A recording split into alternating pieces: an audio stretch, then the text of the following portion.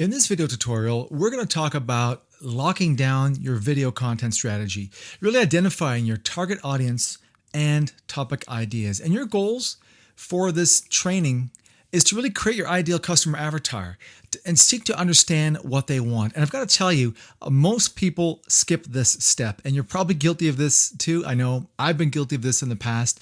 We tend to want to just jump in. We just pick a topic idea and we run with it without really hitting the brakes and taking a step back and understanding, what does your customer want? How can we help them? What problems, issues do they face? What information are they trying to gather to make an intelligent decision before eventually making a purchase or performing an action? And until we have all that locked down, we're really wasting our time creating videos or trying to guess on what topics or keywords that they're interested in. So we're going to go through this content strategy, take a few minutes and give you a crystal clear understanding of exactly where you want to go as you dive into the next few videos. So let's get started. To kick off this training on really locking down your video content strategy, I want to bring your attention to this checklist that I had created. It's available in this area. You can download it and take a look at it. And what this does, it really walks you through the big picture. And exactly as it says here, before you create another video, use this handy checklist to map out the big picture. Well, no secret, at the top of the list, step 1 and step 2 is identifying your target audience, and step 2, brainstorming topic ideas. So as you can see here, we want to understand, in terms of your ideal target customer, what is their challenge or need and what info are they looking for? And utilizing this theme throughout these training tutorials, we're going to look at Photoshop. So thinking like a human, where can I learn how to do cool things in Photoshop? That might be a question that your potential customer or your potential customer avatar might be asking. And on the other end of the spectrum, looking at things from a search engine or search engine robot perspective, what topics and keywords are most popular and get the most traffic on Google and YouTube? And how can we start to think like a search engine? What would a search engine look at or utilize in terms of some of the key phrases and words and verbiage and maybe acronyms or slang that might be used in that target market? And looking at Photoshop, for example, words like Lightroom, maybe a foreign keyword to you and I, but to a search engine, they very much associate Photoshop with Lightroom. Also tutorials, Photoshop tutorials, a very close correlation there. Photoshop effects. These are things obviously that mean a lot to a search engine. And ideally, initially, your customer may not type in those words specifically, but you've got to find that marriage between the two.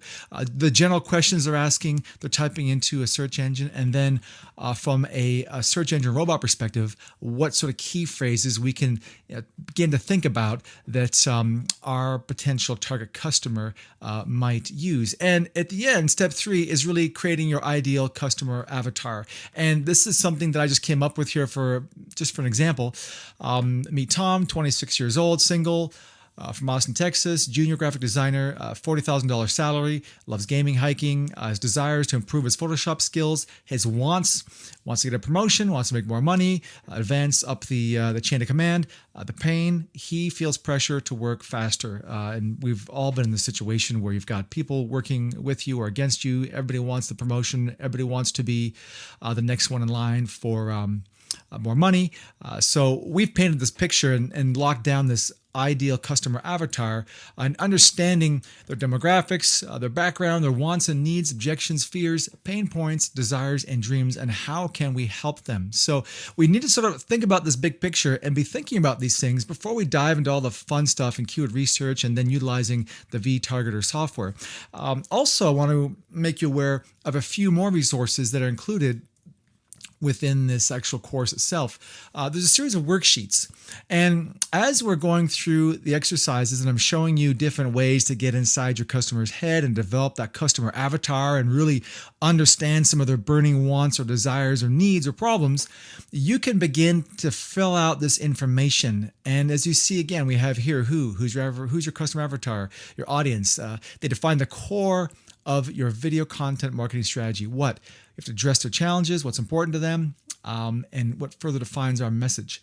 Why? Why are you creating content? You define your goals and objectives. How are you planning to help your ideal customer, and how? How are you going to accomplish everything with your video? Okay, so as you see here, we have a few different fields of information based upon your ideal customer avatar, what's important to them, all these questions here. Also, we have your objectives, things that you want to accomplish, how you think you can actually add value and help your ideal customer move towards a buying decision, or maybe it's to better establish yourself as an expert or to brand yourself. And at the bottom here, you can see we have video content styles. Educational, you can have a how-to type video, a presentation, speech, or webinar recording, product instructions or tutorials, or you can have informational type of video content, or strictly sales-driven video content.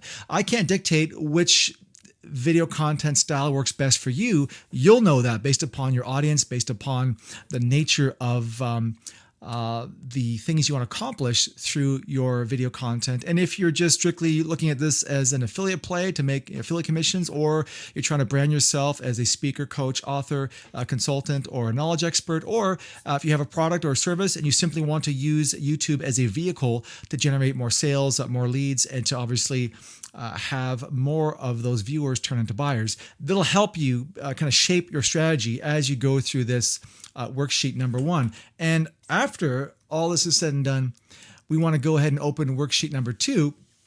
And this one here, really, once we've kind of nailed down our customer avatar, we understand more about them. It's all about, looking at triggers. What problem, want, need, motivation cause them to search Google or YouTube, and what's their biggest question, and what's the biggest missing piece that they need, and how can you help them? Looking at keywords. What would they type into Google or YouTube to find answers? And what keywords are your competitors using? We'll get into that a little bit more in the next few minutes. Desire. What is their desired outcome or benefit? What do they want? How can you help them? And how do you tie those two together? Style. What style of content should you create? And how can you help them and deliver value? And finally, action. What desired action do we want our audience to take after consuming our content? A lot of this may seem a bit fuzzy right now, but as we go through the next few videos, I guarantee you'll have a better picture, a more clear understanding of exactly who your potential customer is, what their avatar looks like, and some of their wants and needs, so that we can start to marry that up and tailor that to the content we produce. And also, it'll help to add some meat onto the skeleton in terms of the type of keywords we choose, topics we choose, and really what kind of shape and flavor our video content is going to take. So we'll dive into that starting with the next video.